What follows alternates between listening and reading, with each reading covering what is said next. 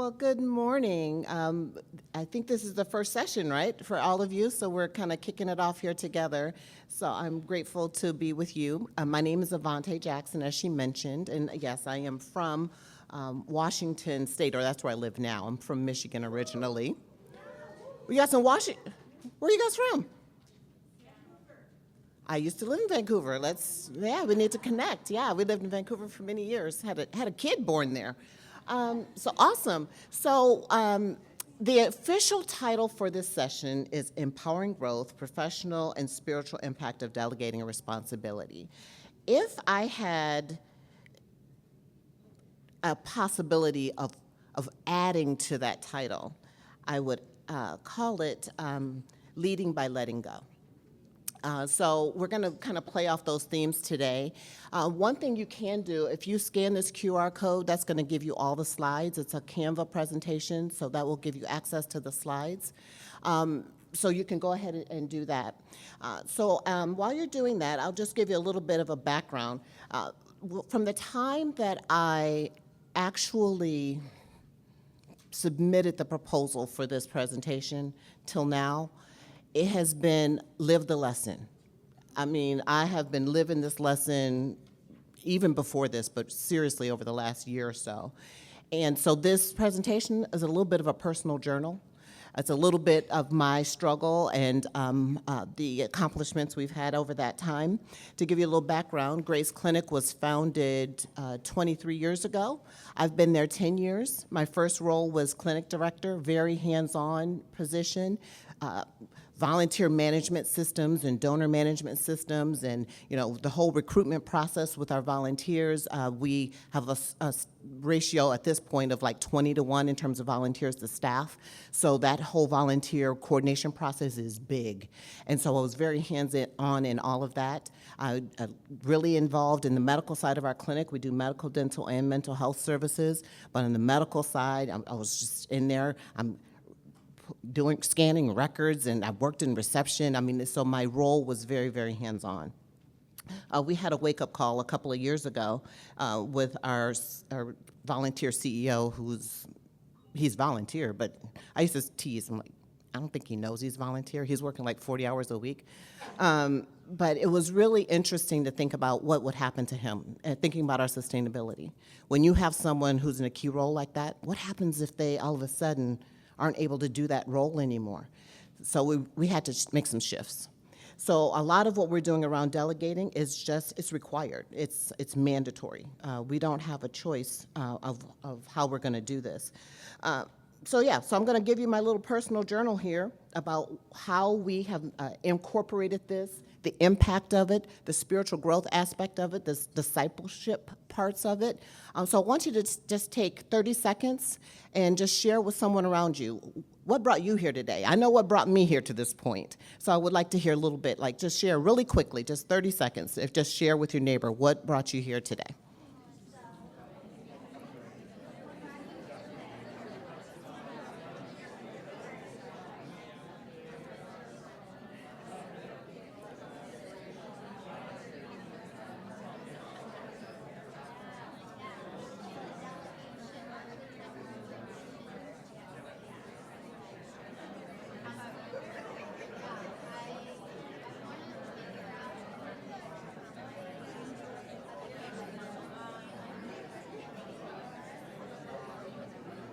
Okay.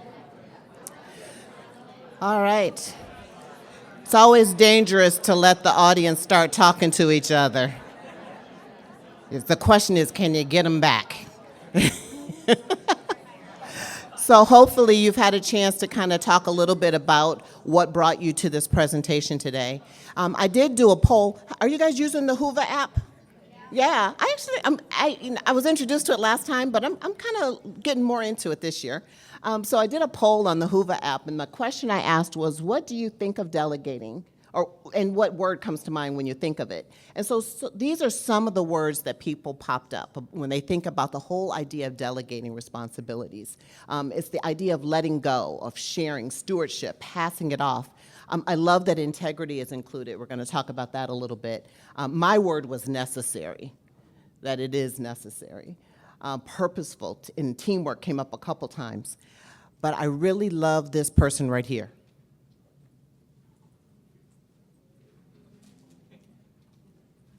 There's someone that's saying, when I think about delegating, it invokes fear in my heart. So I hope that person's here today, and we're going to address that. There's just so much that we can gain and learn when we think about delegating from a spiritual perspective. So that's what we're going to do. We're going to kind of get into the biblical roots of delegating, and then we're going to build from there. Because what better foundation is there than building on the Word of God, right? So I love the Bible. What I love to say is that it's ancient, but it never gets old. And Moses is pretty ancient, book of Exodus, so second book of the Bible. I don't know exactly when it was written, but I understand it's thousands and thousands of years ago that this book was written. And there's this story in there, and I kind of like to put myself in the scriptures. I really love book of Genesis and first part of Exodus, those things. I call it the Real Housewives of Canaan. So when you read it, there's just so much drama. In this particular part of Exodus, Moses has already done the plagues in Egypt, and we've got the parting of the Red Sea. All that stuff is done. And at this point, we have this large group of people who are traveling together through the desert. They're just wandering together. They are not a nation yet, because they're missing some core pieces. To become a unit, to become a functioning nation and community, there's got to be processes and structures and things in place. At this point, they're just a mass of people moving through the desert. So for some reason, Moses' wife and kids are not with him. They're with his father-in-law, Jethro. So Jethro sends a message to Moses and says, I'm bringing you your wife and kids. You see what I'm saying? Real Housewives of Canaan. I am bringing you your wife. It's his daughter, but I'm bringing you your wife and your sons. I don't know what inspired that, but for some reason it was necessary. So I'm going to read you a little bit of Exodus chapter 18. Jethro had sent a message to Moses saying, I, Jethro, your father-in-law, am coming to see you with your wife and your 2 sons. So Moses went out to meet his father-in-law. He bowed low and kissed him. They asked each other about their welfare, and then they went into Moses' tent. So then the next day was take your father-in-law to work day. The next day, Moses took his seat to hear the people's disputes. They waited before him morning till evening. When Moses' father-in-law saw all that Moses was doing for the people, he asked, what are you really accomplishing here? Why are you trying to do all this alone while everyone stands around you from morning till evening? Moses replied, because the people come to me to get a ruling from God. When a dispute arises, they come to me, and I am the one who settles the case between the quarreling parties. I inform the people of God's decrees and give them his instructions. And so Moses' father-in-law says in response, can we say it together? This is not good. This is not good. You're going to wear yourself out, and the people are going to get worn out as well. This job is too heavy a burden for you to handle all by yourself. We could really go home. We could save ourselves another 45 minutes and just stop right there.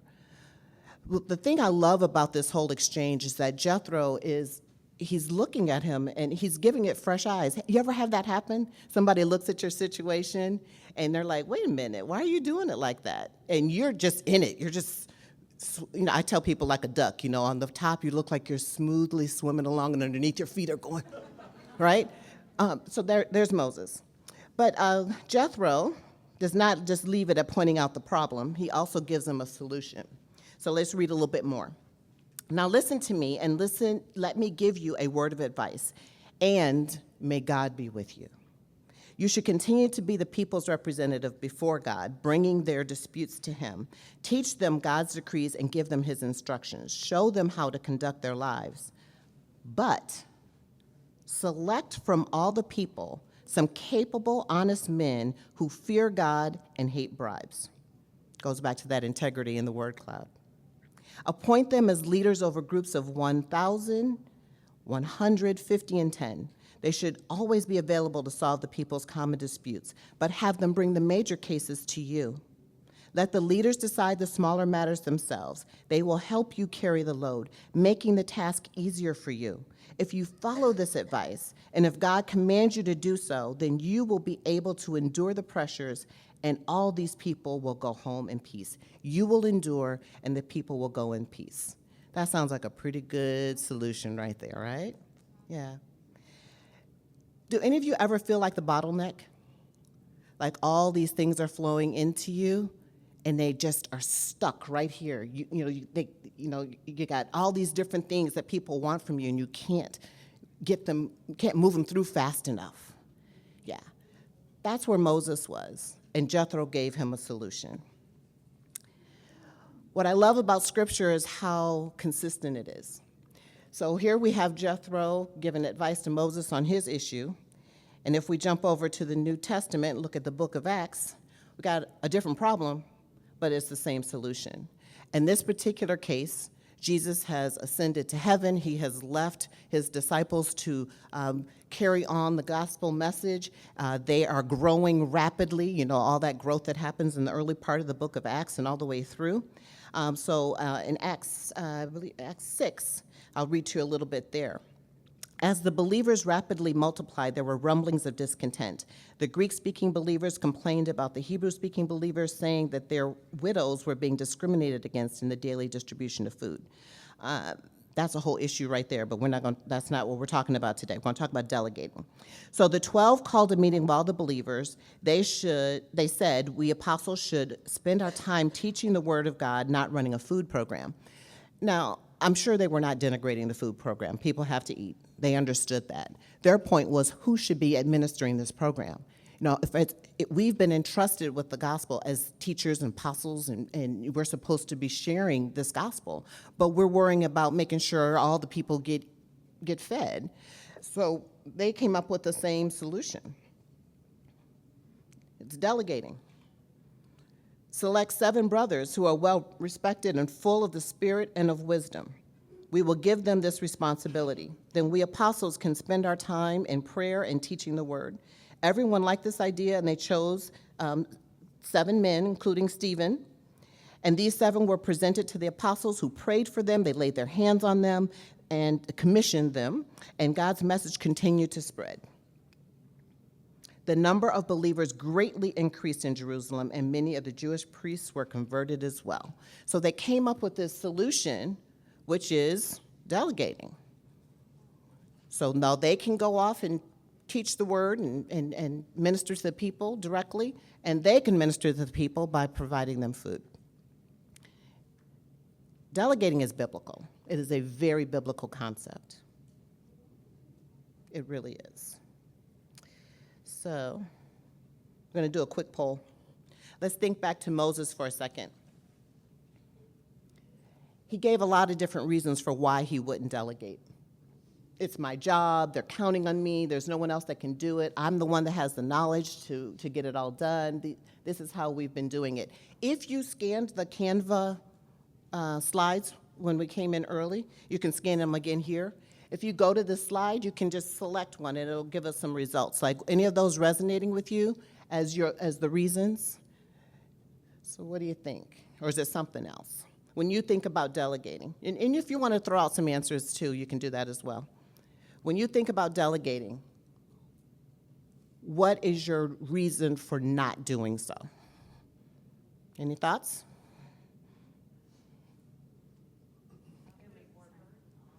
Say it again. Oh, okay, you don't want to put more burden on the staff? Okay. Anything else? It was assigned to you. Yes. There's no one else to do it. Yeah, they're like, yeah, my husband used to say that. He's like, you should have somebody else to do that. And I'm like, who? I appreciate your concern for me, my love, but I don't know who you're talking about. Yes, sir. Not trusting the other people. Trust. I was going to say, not thinking that the other people will do it as well as you. Okay, yeah, they might not do it as well, yeah. Okay. Yeah, those are some different reasons. So, okay, I don't know why it's not showing the results of it here. Okay, I'm trying something new on Canva. Is it showing them in the app? Oh, I bet it's showing on. What does it say? And is there anyone that's better? Okay, let's see. I'm going to click. Okay, it's my job. Oh, there you go.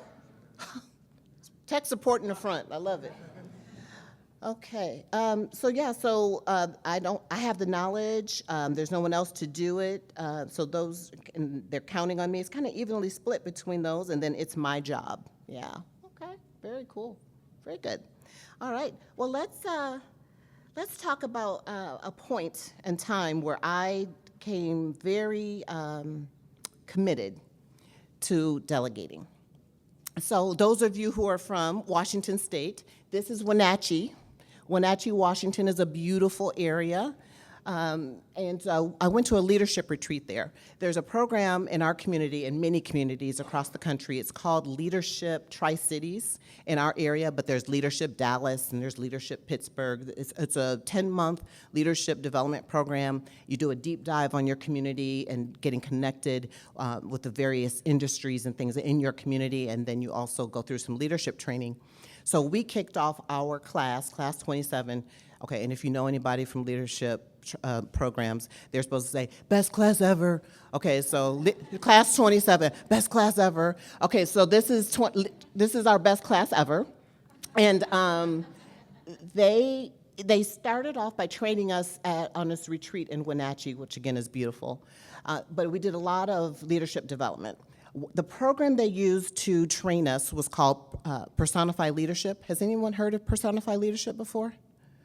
It's a really cool program, but it really made me think so differently about how I am doing my work. Personify Leadership equates parts of the body to different aspects of leadership. So for instance, the eye would be, can you guess? Vision, exactly. And so when we talk about delegating, it's related to the hands. And here is the slide that stopped my professional heart and reset it. It's called the delegation doom loop. And basically the idea is that when I don't delegate, my team remains unskilled. And as I continue to fail on the delegating, they still are unskilled. And so in here you can imagine I'm frustrated because they don't have the skills I want them to have, but I haven't handed off duties to them to develop the skills that they need. I haven't invested in their training, so they're not skilled, and I can't hand off, and it's this vicious cycle. And this made me go, oh, so if my team is not skilled, it's my fault? It's my fault that they have not fulfilled all their potential? It's my fault that they haven't gained all the skills that they need? Now, I understand totally personal responsibility. I'm big on that. So I understand that people can resist the training that you offer them. But if I haven't even offered it, then I have failed in my leadership. So that question across the last slide was, am I managing or am I leading? And this concept right here made me realize that I was managing the organization, the volunteer management, the donor management. I'm managing the event. I'm managing all of it. But I was not leading my people. And when God entrusted me to this role, it was to lead the people. So the comment that came to my mind, when I fail to delegate, I fail to lead. I may be managing well, but I'm not leading well. If my team is undeveloped because I have not created opportunities for them to grow, that's my fault. So then my question again to myself, am I managing or am I leading? Now we know we need both, right? Because someone does have to coordinate the volunteers and someone does have to do the donor management. We got to think about the fundraising. All these things do have to be managed. But there's also a team that needs to be developed. So one of the ways you can kind of check yourself on, is there really anything on my plate that I could hand off to people? Let's just kind of do a quick check. I'm going to introduce a lot of resources, quote a lot of people. I have not written any books. I have just absorbed information from other people, right? So John Maxwell, he gives this check. If someone else can do 80% of what you can do, you should hand it off. Notice he didn't say 100%. So just right now, can you think of things and people that could do 80% of a task, a project? Is there anyone you can think of, volunteer or staff, board member? Doesn't have to be someone that's paid necessarily, but is there someone that could do 80% of it? The other part that John Maxwell says is that if someone else could potentially do 80% of it, then train them and then let them do it. Okay. So this is kind of a good gut check. You know, if I'm doing something that someone else could do 80% of it, then I should be handing it off. All right. So all of this enlightenment, right, it inspired me. I'm ready to go. And so I just dive right in. I'm a very intuitive person, right? And I'm a get her done kind of girl. I have a girlfriend, a good friend, and they call us the get it done girls, right? They're like, give it to them, and they're going to get it done. Get it done. Drive in, just start delegating, right? Okay, well, what happens when you do that? It's messy. Oh, it was so messy. So messy. I did feel a little bit out of control, like I lost some sense of control. I don't think of myself as a very controlling person. I'm probably a little bit more controlling than I realize, but there is less control. And it did create distance. When I was processing all the volunteer applications, I knew every name. They walk in the door, and I'm like, I know the names, just let me put a face with your name. It got to the point where I don't know. I don't know everybody that comes in the door anymore. There's some distance between us. But one of the resources I'm going to share with you is Dave Ramsey wrote a little ebook called Delegation. It takes like an hour to read, maybe 30 minutes. It says, if you're not careful, this is the part where you can sabotage the process and you slip back into thoughts like, you know, it's just easier if I do it myself. And maybe it is. You know, I'm going to use one example from a real-life example that we have. We have a partnership with the community college in our community with the interpreting program. So the students come and they do service learning hours, about 30 students or so per year. They're providing medical interpreting services to our patients, a lot of Spanish-speaking patients, so they will provide the interpreting services. And for a long time, I did the orientation, I processed the applications, I met with the instructors, I provided the reports on hours served, I did all of those things. This is the first year, starting in September of last year, this is the first time that I didn't do it. It was messy. It was messy. It was really messy. The reports weren't accurate, the students weren't showing up when they were supposed to. They were having problems logging into the system so they could schedule themselves. There were just issues and problems. It was messy. Oh, it was so messy. It was so messy. But I had to resist the temptation to just say, it's just easier if I do it. Because when I take the time to train my team, it increases my time and capacity in the future. So I invest the time, and it is well worth it. It is one of the best investments we can make in our people. You know, God has gifted these people that come to us with all of these skills and all this potential, and our job as leaders is to help them grow and become all that God has created them to be. He's already gifted them, and he's going to grow their skills. So we help them to grow into that. But it takes time. And we have to invest training. It is a very intentional process. One quote that I love about growth, the surest sign of life is growth. And if your team is living and active, and there's got to be growth happening, otherwise there's going to be stagnant. You know, I have stagnant water. Oh. Now, I will say I'm really proud of the Columbia River. Every time I go to a city that's on the river, and my folks from Vancouver, you can relate, our river is so blue and beautiful. I go other places, and I'm like, why is that water brown? But water flows. I mean, it's alive and moving, right? There's stuff happening. You can swim in it, and you can fish in it, and you can boat, and there's all this great stuff you can do. But that's what life looks like. And so our team should feel like that as well. When we are investing in them, that's the feeling we're going to get. Streams of living water, right? Okay. When we delegate, we can increase our strategic focus. So just like the disciples said, someone's going to make sure that people get fed, and I'm going to make sure that the people are being taught and getting the prayers they need and learning the word. There's no Bible written at that point, so they're like giving out the gospel verbally to all these folks. They had a more strategic focus. It also deepens the connections. So even as messy as it was when I'm working with this program, with the community college program, I was very connected to all the people. But now that my team has taken over, those connections have deepened in our organization. So if I step out for whatever reason, there are other people that have connections with that community college, and so we have a greater potential for sustaining that relationship long term. That ever happened, where somebody leaves and then you lose your connection to a group? Yeah, we got to deepen those connections all the way through the team. Okay. So now we got to talk about the GOAT delegator of all time. Anybody guess who the GOAT delegator is? Jesus himself. He is the GOAT on this area. He took the gospel, the treasure of the gospel, and he left it.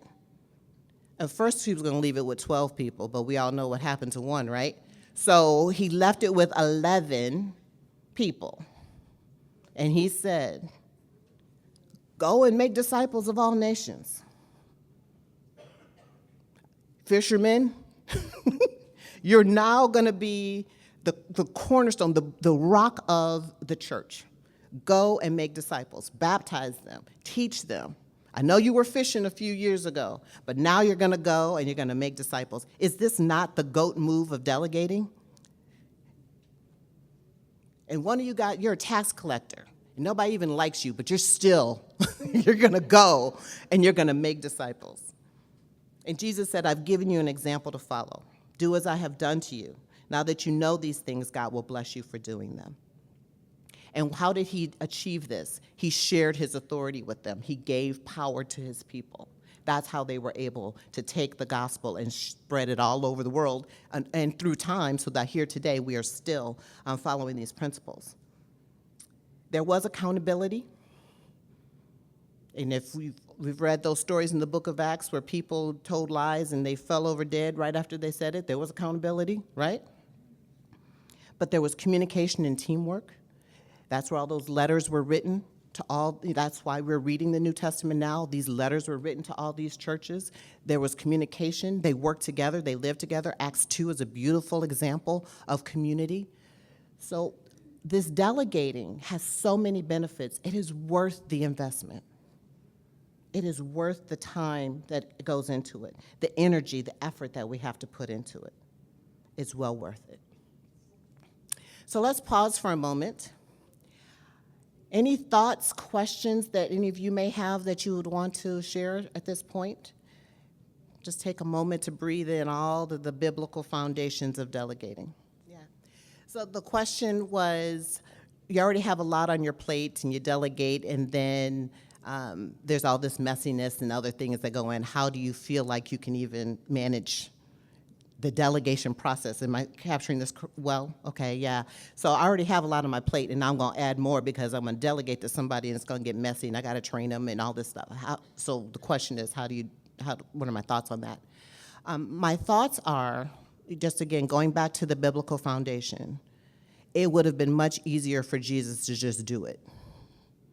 But he knew that he didn't need necessarily, but wanted them to engage in the process. So we have to not only worry about discipling our people, but let ourselves be transformed in the process as well. So we have to think differently about it. Instead of taking the time maybe to fix the mess, I'm going to use that time to invest in my team member and let them fix the mess. So I'm still going to spend time, but instead of doing the task, I'm going to invest the time in the training. and then they are going to fix the mess because that's part of their growth. When we, like that quote from Ramsey where it said, this is where you can sabotage the process because you can take it back and you can it's just easier if I do it myself. It may be, but what it does, the downside, it leaves your team undeveloped. And you get back into that vicious cycle. They're not trained, they're not skilled, they can't do it, I have to do it, and you're still in that cycle. So take the time to invest in the training as opposed to investing in the task. This is a good time to think about all of the biblical training you've had, the spiritual training you've had, thinking about yourself. What was the scripture I was just thinking of in my head? Where about judging is the plank in your eye versus the speck in someone else's. At some point, someone took time to teach me things. And it is now my turn to take time to teach somebody else some things. And there is a huge check in your pride when you have to start delegating people. The growth is not just in your team. The growth is in me, and the growth will be in you as well. And what did Jethro tell Moses? You're going to wear yourself out.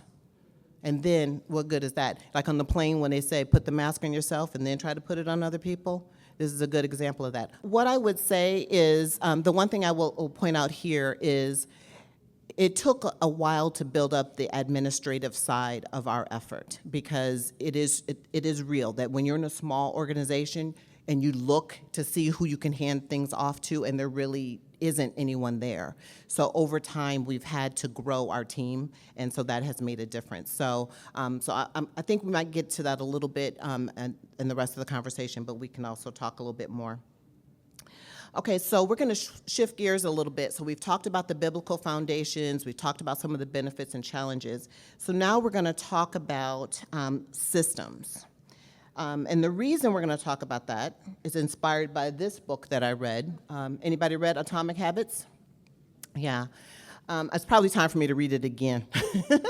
But one of the points that he makes in his book that I really enjoyed, and it was really impactful for me, is you do not rise to the level of your goals. You fall to the level of your systems. Building good habits organizationally, personally, it requires a more systematic, intentional, strategic focus and approach. So it's not just, ooh, I really want to exercise more. Got a call from my doctor the other day. Make sure you're exercising. Like, okay, all right, I will make sure I'm doing that. So it's more than me saying I want to go work out. It's me creating space. It's like you have to create a whole process around making sure that happens. And it's true for our organizations as well. I tend to be very intuitive, as I mentioned before, so I dove in just I'm going to go and just start delegating. But the step that I missed was a system. And so I'm going to give you 3 examples of different systems of delegation, schools of thought. There's lots of them out there. I'm just going to focus on these 3. Because delegation is not a blind handoff, to your point. It's not a blind handoff. It is much more than that. So personified leadership, I've mentioned. We'll talk about that again. Entree leadership is Dave Ramsey's organizational development, business development program. He does have a nonprofit focus in there as well. And then full focus is the system that our church has adopted. So I'm going to share those 3 with you. So let's start with personified leadership. They talk about 3 modes of delegation. It's the hands-on, the hand-in-hand, and the hands-off.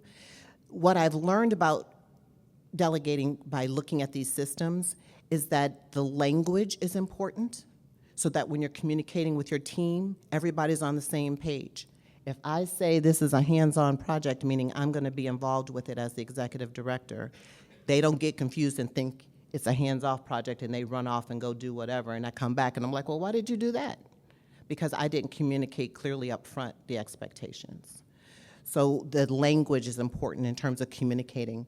It's important for a training tool. because I'm not only training myself and my team, but I'm also training leaders who are going to be training leaders who are going to be training leaders. So you adopt these systems so that there's clear communication, clear expectations, and it does cut down on the messiness factor, and it does help with accountability as well. What am I measuring the results against? Was I clear up front in explaining what I want done and how it should be done? So personified leadership, this is the language they use. And let's go on and look at an entree leadership. You know, Dave Ramsey's famous for his 7 baby steps. Well, now he's got 3, 3 baby steps for delegating. I love this one because it gives me a visual around training and the way I train my team. And again, it's really simple. None of this is earth-shattering, but it's just giving language around how you communicate. It's putting some intentionality around how you approach it. So when I was handing off the whole relationship with the community college, as I'm handing that off, there were things that I did and they watched me. So the orientation that I provide to the students, I did it and they watched me do it. And then they did the orientation and I watched them do it. And then now they just do it and I check in, and there's the accountability. So this gives them structure around how you train. We have lots of procedures written. So to the point about how do you hand things off to people and there's no one there, we hand off a lot of things to volunteers.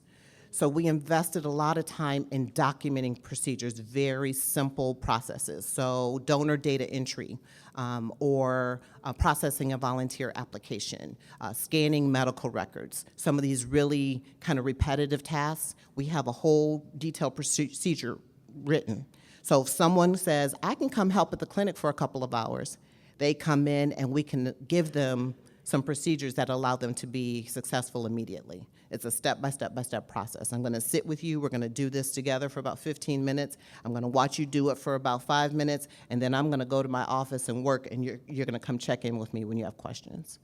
So we tried to take some of those tasks that some other people, they wanna help, but they don't wanna come in and create the whole process, and they don't wanna flounder when they get there. They want to know what to do.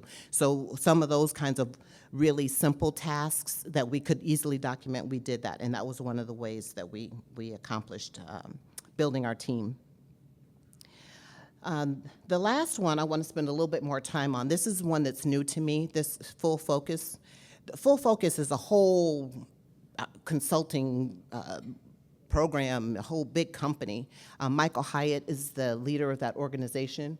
I like his 5 levels of delegation, and because I love the clarity of the language.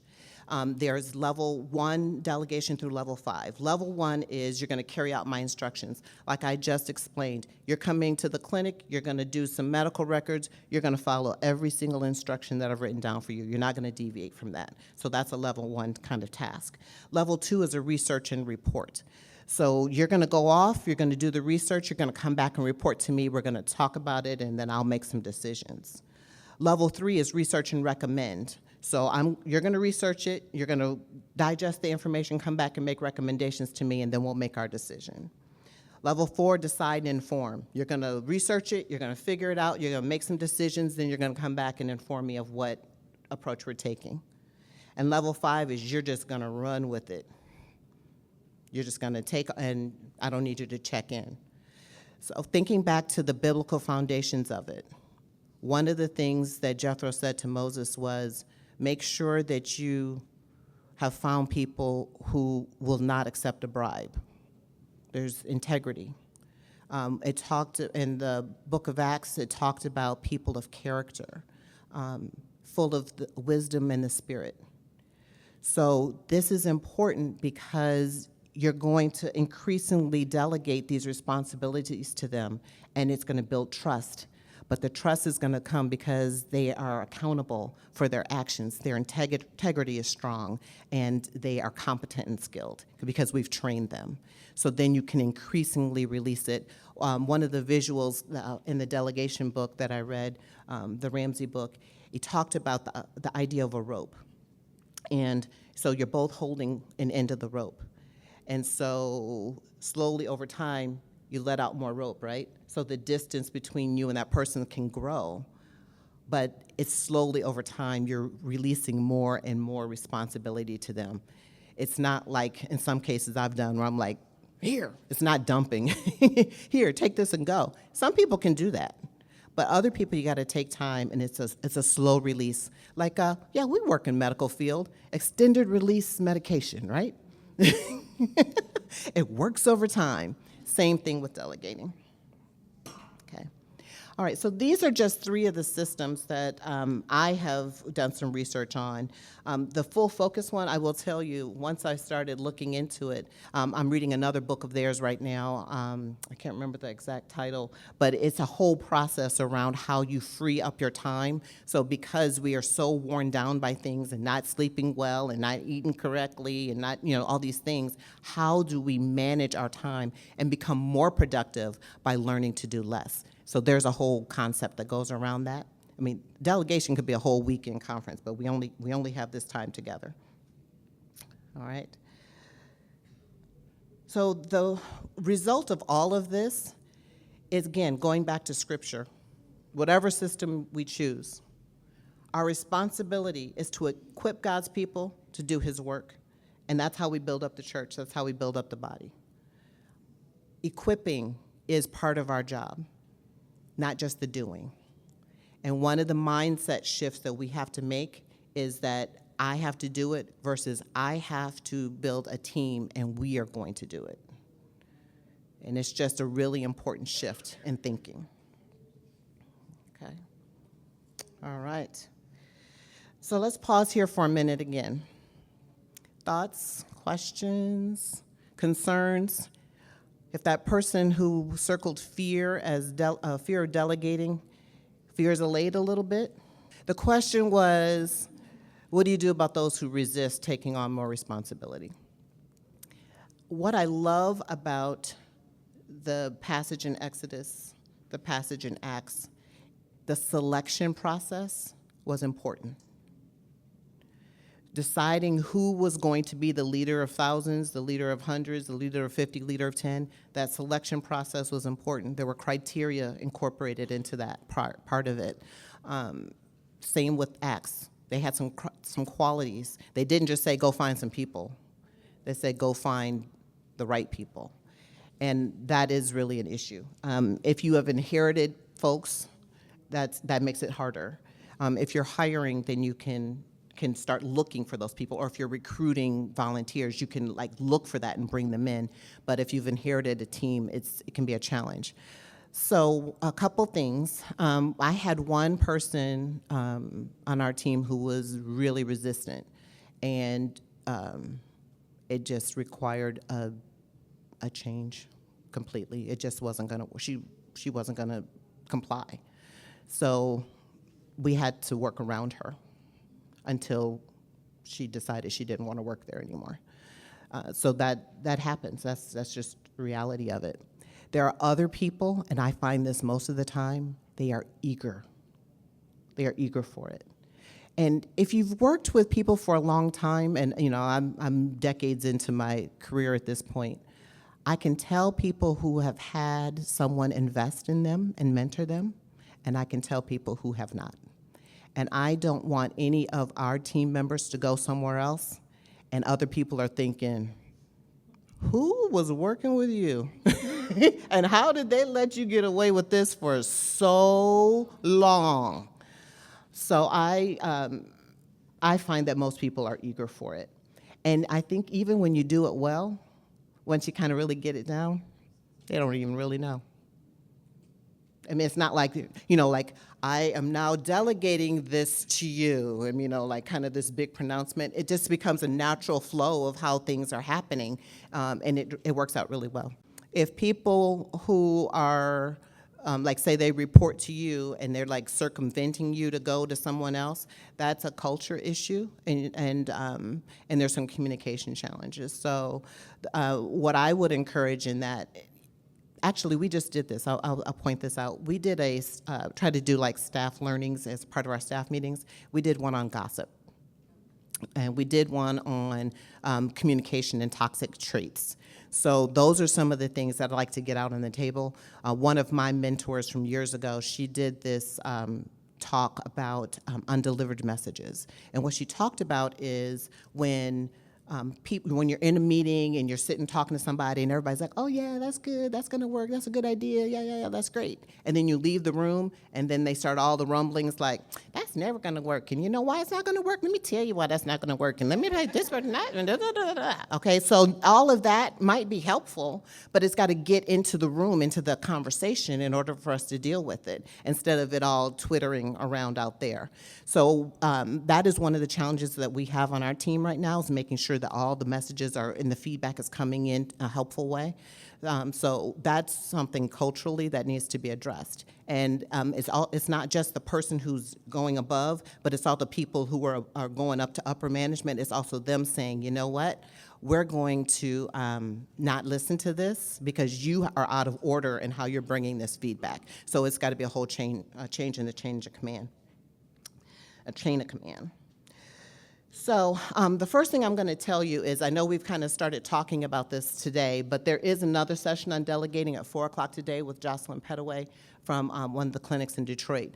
So I would highly recommend, if there's something you really feel like you want to master this and really get a good handle on it before you go back home and start implementing, she'll be doing a session at 4. So I would recommend that. But here are the things I would ask you to do as you are leaving the session today. Read and reflect on the book of Exodus, or not the whole book, okay, that'd be a lot. Just chapter 18, which is, and just look at the qualities in there. There is a lot of instruction we can gain from the book of Exodus, and I know we talked about, all these different methods you can use, but there is a lot in Scripture that we can draw from. So I would ask you to consider that. I will also recommend just choose one of those systems that we talked about today, and I'll show you another slide that captures them again. Just pick one and research it further. Most of them involve some other things, like you're bringing up issues of culture and communication and accountability and hiring. Most of these systems, they have other recommendations around that as well. How do you hire the right people? Who's a good fit? How do you deal with difficult or toxic employees? How do you deal with communication issues? So it's more than just delegating. Delegating is kind of a pathway that leads to a lot of other things. I will also encourage you to pinpoint a task or project. I hope you have something in mind. And think about the 80% rule. Someone that can do 80% of it, let them do it. Maybe that extra 20% is not as meaningful as we think. We have to let go of, there was a conversation about pride, also perfectionism. Don't let it be the enemy of the good, right? Right? I remember doing a talk to a Girl Scout troop many years ago, and we talked about perfectionism versus excellence. Excellent is not perfect, right? You can strive for excellence and release the anxiety that comes with perfectionism. You just release that, let it go, okay? Select a team member that is ready. There may be some that are resistant, but let's always focus on the easy wins. Find the one that's eager, the one that's like, I want to do more. I want to learn this. Can I go to that meeting? What do you think of this? They got all the ideas, right? All the ideas and energy. Harness it, and let's start training that person, all right? So I would encourage you to use delegation to lead and develop your team. God has entrusted these people to us. Let them not die on the vine. Let their gifts and talents not just wither away in our presence. Let's learn how to grow and develop that, and delegation is the way we can do it. And as Jethro said to Moses, may God be with you. All right? All right.